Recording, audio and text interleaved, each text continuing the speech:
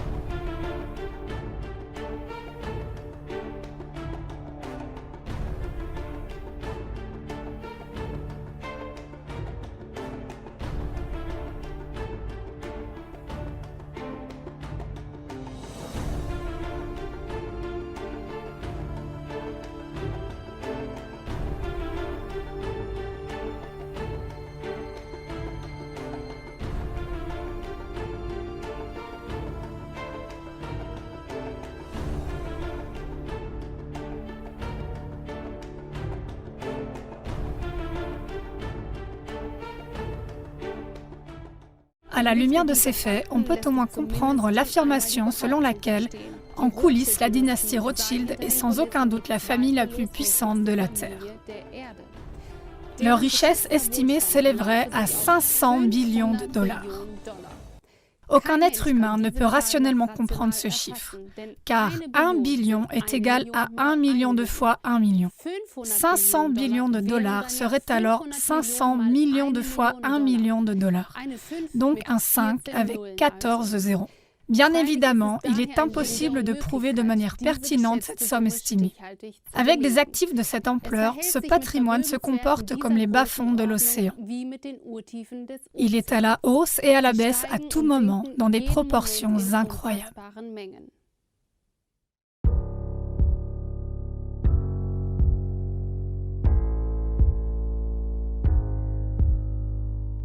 La Federal Reserve Bank et l'Internal Revenue Service, IRS. Le fait que la US Federal Reserve Bank soit dans des mains privées est pratiquement inconnu du grand public. De même, le grand public ignore que la Fed se trouve sur un terrain qui lui appartient et qu'elle est protégée par les lois américaines. Cette société privée imprime l'argent pour le gouvernement américain, qui lui verse des intérêts pour cette faveur. La Fed est à son tour contrôlée par les dynasties Rothschild, Rockefeller et Morgan. L'ensemble des États-Unis est donc endetté envers la Fed. En outre, la plupart des personnes vivant aux États-Unis n'ont aucune idée que l'Internal Revenue Service, IRS, est une autorité étrangère. Plus précisément, l'IRS est une société étrangère privée du Fonds monétaire international, FMI, et elle est l'armée privée de la Federal Reserve Bank, Fed. Son objectif principal est de garantir que les Américains payent leurs impôts et soient tous de bons petits esclaves. En 1835, le président américain Andrew Jackson a déclaré son mépris pour les banquiers internationaux. « Vous êtes une fosse pleine de serpents et de voleurs. J'ai décidé de vous exterminer. Par Dieu Tout-Puissant, je vais vous exterminer. » Si seulement les gens comprenaient l'injustice abominable de notre système monétaire et bancaire, nous aurions une révolution avant demain matin. Il s'en est suivi une tentative ratée d'attentat contre le président Jackson. Jackson avait dit à son vice-président, Martin Van Buren, « La banque, M. Van Buren, essaie de me tuer. » Ce sera le prélude d'une série d'intrigues qui marqueront la Maison-Blanche pendant encore des décennies. Les présidents américains Lincoln et John F. Kennedy ont tous deux été assassinés dans leur tentative de libérer le pays des banksters. Les mégabanques du monde. Il y a deux mégabanques qui offrent des prêts à tous les pays du monde, la Banque mondiale et le FMI. La première est détenue conjointement par les plus grandes familles de banquiers du monde, les Rothschild en tête, tandis que la seconde est entièrement détenue par les Rothschild.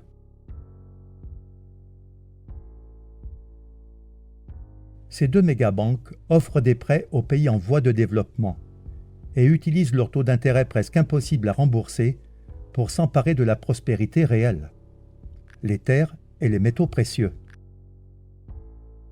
Mais ce n'est pas tout.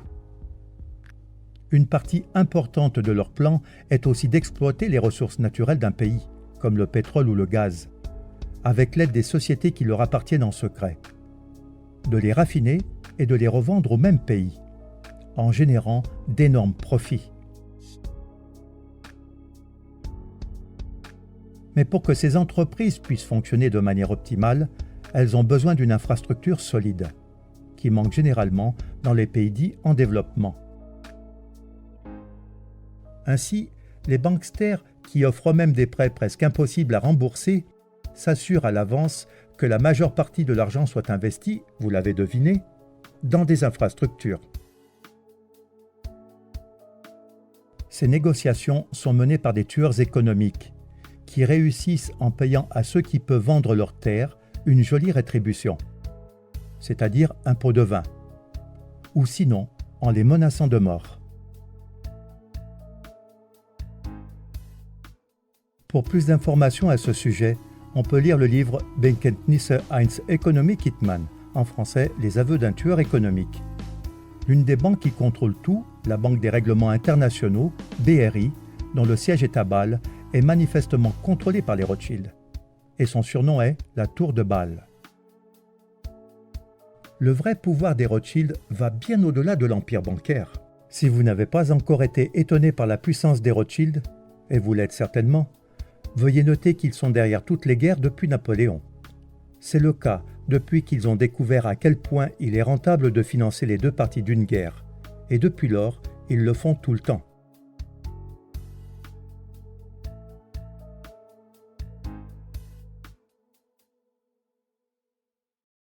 En 1849, Gutle Schnapper, épouse de Mayer Amschel Rothschild, « Si mes fils ne voulaient pas de guerre, il n'y en aurait pas. » Le monde est donc en guerre parce que c'est très très profitable pour les Rothschild et les banksters leur alliés parasites. Et tant que nous continuerons à utiliser leur argent, le monde ne vivra jamais en paix. Il est important de noter dans ce contexte qu'il s'agit d'une société secrète sectaire et non d'une conspiration juive, comme beaucoup le pensent et se laissent conduire à la discrimination raciale. Même si ces banksters se disent juifs, ils ne le sont pas. Car le vrai juif n'a pas le droit de revendiquer des intérêts, selon Genèse 25, verset 37. Tu ne lui donneras pas ton argent contre des intérêts, et tu ne lui donneras pas ta nourriture contre un supplément. Il est choquant pour beaucoup de découvrir que les États-Unis d'Amérique sont une société dominée par des étrangers.